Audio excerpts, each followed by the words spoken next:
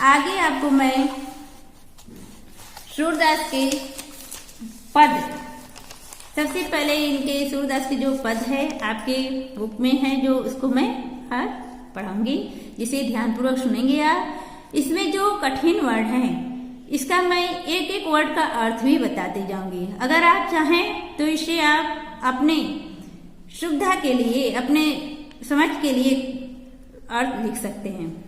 जो कठिन वर्ड है सबका मैं एक एक करके वर्ड बाय वर्ड अर्थ बताती जाऊंगी, जिसे आप ध्यानपूर्वक सुनेंगे और लिख लेंगे। तो चलिए कॉपी और पेन निकाल लीजिए। चलिए पहले इस पद को देखिए। उधो तुम हो अति बड़ भागी, अपरस रहत स्नेह तगा ते, नाहिन मन अनुरागी। पुरिनी पात रहत जल भीतर, तारस दे न दागी। ज्यों जल माह तेल की गागरी, बोध न ताको लागी। प्रीति नदी में पाऊं न बरयो, दृष्टि न रूप परागी। सूरदास अबला हम भोरी, गुड़ चाटी ज्यों पागी। तो सबसे पहले इस पद का आप एक बार सारांश रूप में सुन लीजिए। सारांश रूप में जब आप सुन लेंगे तो आपको अर्थ समझने में कोई परेशानी नहीं होगा। तो सबसे पहले इसका सारांश सुन लीजिए कि पहले पद में आपको क्या बताया गया है कि यदि उधो प्रेम के धागे में बंधे होते तो विरह की पीड़ा को अवश्य समझ सकते। उधो कैसे भाग्यशाली हैं जो श्री कृष्ण के समीप रहते हुए प्रेम बंधन में नहीं बच सके। वे कमल पत्र और तेल युक्त घड़े की तरह ही रहे जिन पर पानी ठहरता ही नहीं। उन्होंने प्रेम नदी में अपना पैर तक नहीं डुबोया। गोपियां ही ऐसी भोली अबला हैं जो न जाने क्यों प्रेम के बंधन में वैसे ही बंधी चली गईं जैसे गुड़ से चींटियां चिपकती चली जाती हैं। तो सारांश रूप में आप लोगों ने सुन लिया। इसमें जो उधो हैं तो ये गोपियां के यहाँ योग संदेश लेकर आ रहे हैं। जब श्री कृष्ण मथुरा से चले जाते हैं तो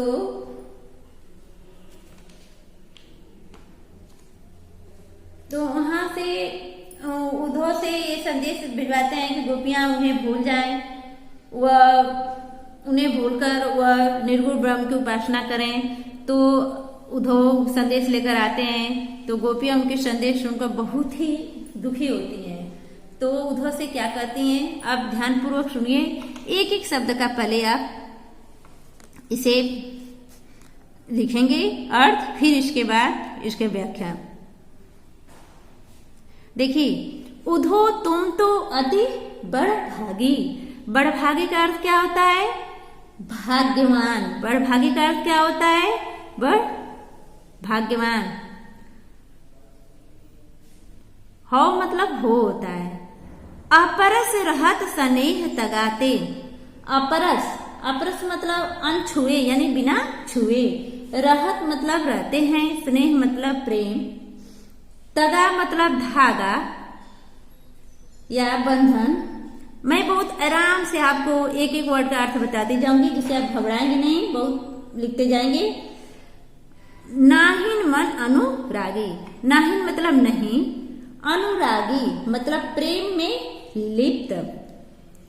पुरैनी पात रहत। पुरैनी का मतलब होता है कमल, पात का अर्थ होता है पत्ता, रहत रहता। जल मतलब जल जानते हैं, भीतर मतलब अंदर। ता मतलब उसके, रस देह न दागी। देह मतलब शरीर, रस मतलब रस जानते हैं, न मतलब नहीं, दागी मतलब दाग धब्बा। ज्यों जल माह तेल की गागरी।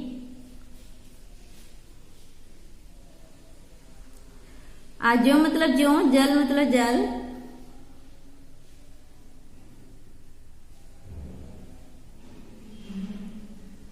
और तेल तेल जानते हैं। गागरी मतलब गागरी जानते हैं, गगरी को कहते हैं।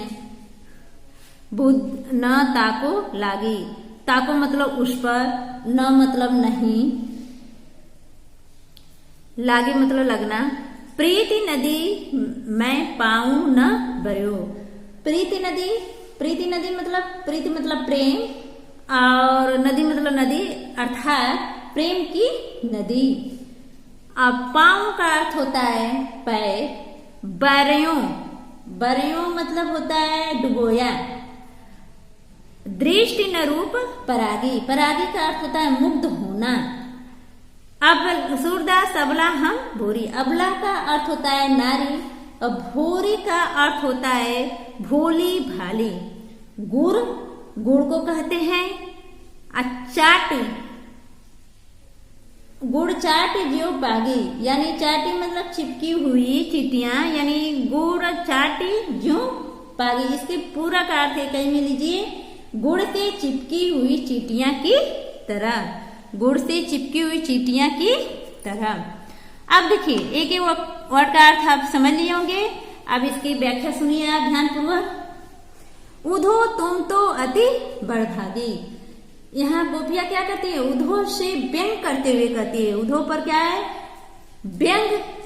व्यंग का मतलब समझते ही होंगे। व्यंग करते हुए कहती है कि हे उधो, तुम श्री कृष्ण के निकट रहते हुए भी,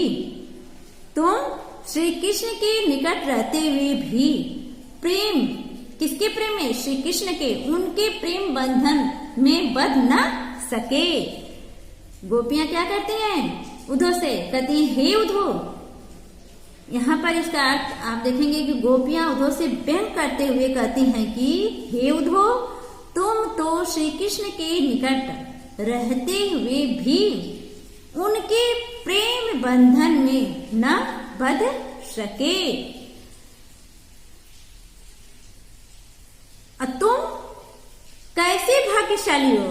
और तुम कैसे भाग्यशाली, यानी तुम अपने आप को बहुत भाग्यशाली बता रहे हो, तो तुम बताओ आखिर तुम कैसे भाग्यशाली हो जो श्री कृष्ण के पास इतने निकट रहते हुए उनके प्रेम बंधन से न बच सके। तो तुम अपने आप को कैसे भाग्यशाली कह रहे हो?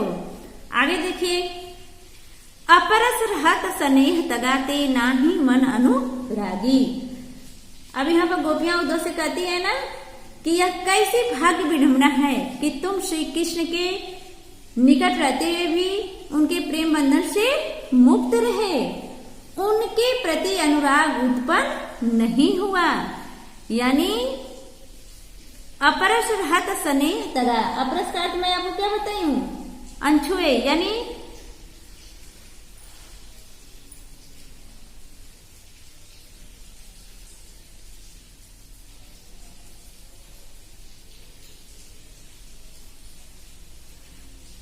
श्री कृष्ण के पास रहते हुए भी आप उसके प्रेम बंधन से क्या हो? मुक्त हो। यानी उनका थोड़ा भी जो प्रेम है, यानी उनके प्रति थोड़ा भी जो अनुराग है तुम्हारे अंदर नहीं उत्पन्न हुआ। अपूर्णी पात रहत जल भीतर ता रस दे न दागी। अब इसका अर्थ लेंगे जिस प्रकार, क्या कहेंगे? जिस प्रकार कमल के पत्ते, जिस प्रकार कमल के पत्ते पानी में रहते हुए भी, यानी भीतर, यानी उसके अंदर पानी में रहते हुए भी, यानी उसके ऊपर, यानी किसके? कमल के पत्ते के ऊपर पानी का एक बूंद भी नहीं ठहरती। और ज्यों जल माह तेल की गागरी। और देखिए ध्यान से सुनिए, अब आगे और तेल युक्त मटकी, यानी गगरी है, जो मटकी है गगरी, यानी तेल युक्त मटकी जल में डुबोने पर उसके ऊपर पानी का एक बूंद भी नहीं ठहरती। उसी प्रकार तुम भी श्री कृष्ण के अति निकट रहते हुए भी प्रेम से सदा दूर रहे। अब प्रीति नदी में पाऊं न पर्यो दृष्टि न रूप परागी। तुमने प्रेम रूपी नदी में आज तक अपना पैर डुबोया ही नहीं। जो प्रेम के महत्व को जानते, जो प्रेम के महत्व को क्या करते, जानते। तुम किसी के सौंदर्य पर मुग्ध ही नहीं हुए। तुम्हारी दृष्टि कृष्ण पर पड़ी ही नहीं। तुम्हारी दृष्टि क्या हुई, श्री कृष्ण पर पड़ी ही नहीं। एक हम ऐसी, अब यहाँ पर देखिए, सूरदास सबला हम गोरी गुड़ चाटी जो भागी। यहाँ पर सूरदास जी कहते हैं कि गोपियां कहती हैं, क्या गोपियां कहती हैं, यानी गोपियां अपनी तुलना किससे कर रही हैं, गुड़ और चींटी से। यानी जिस प्रकार गुड़ से चींटियां क्या हो जाती है, चिपक जाती है और अपने आप को अलग नहीं कर पाती, उसी प्रकार गोपियां क्या है, अपनी तुलना गुड़ और चींटी से कर रही हैं। सूरदास जी कहते हैं कि एक हम ही ऐसी भोली अबलाएं हैं, भोली अबलाएं जो श्री कृष्ण के सौंदर्य में वैसे ही उलझ गई जैसे चींटियां गुड़ के प्रति आसक्त होकर ऐसे चिपक जाती हैं, फिर अलग होना ही नहीं चाहती। देखिए यहाँ पर गोपियां उद्धव से कह रही हैं कि आप तो श्री कृष्ण के पास भी रहे लेकिन उनके प्रेम बंधन से क्या है, मुक्त रहे, उनके प्रेम को समझ ही नहीं पाए। हम क्या है, हम तो ऐसी एक अबलाएं भोली भाली अबलाएं जो श्री कृष्ण के सौंदर्य में वैसे ही उलझ गए, यानी मुक्त हो गए कि जैसे चींटियां गुड़ के प्रति क्या होती हैं, मुग्ध हो जाती हैं, यानी उनसे चिपक जाती हैं, फिर अपने आप को वो छुड़ा नहीं पाती, अब छुड़ाना नहीं चाहती। उसी प्रकार गोपियां भी श्री कृष्ण को नहीं छोड़ना चाहती। माँ दृष्टांत अलंकार है, रूपक अलंकार का भी प्रयोग किया गया है, उत्प्रेक्षा भी है। अपूरैन पाठ में अनुप्रास अलंकार है। प्रीति नदी क्या है, रूपक अलंकार है। अपूरैन पाठ में अनुप्रास अलंकार हो गया है। चींटी जो पागी में उत्प्रेक्षा अलंकार हो गया है। यानी इनकी जो ये भाषा है बहुत ही सरल है, सहज है, और इन्होंने अपनी साहित्य ब्रज भाषा का प्रयोग किया ही है। और इनकी जो भाषाएं है यानी संगीतमय है, यानी इन्होंने बहुत ही अच्छे ढंग से यानी सुंदर ढंग से इसमें इस पद को इन्होंने चित्रण अर्थात प्रस्तुत किया है।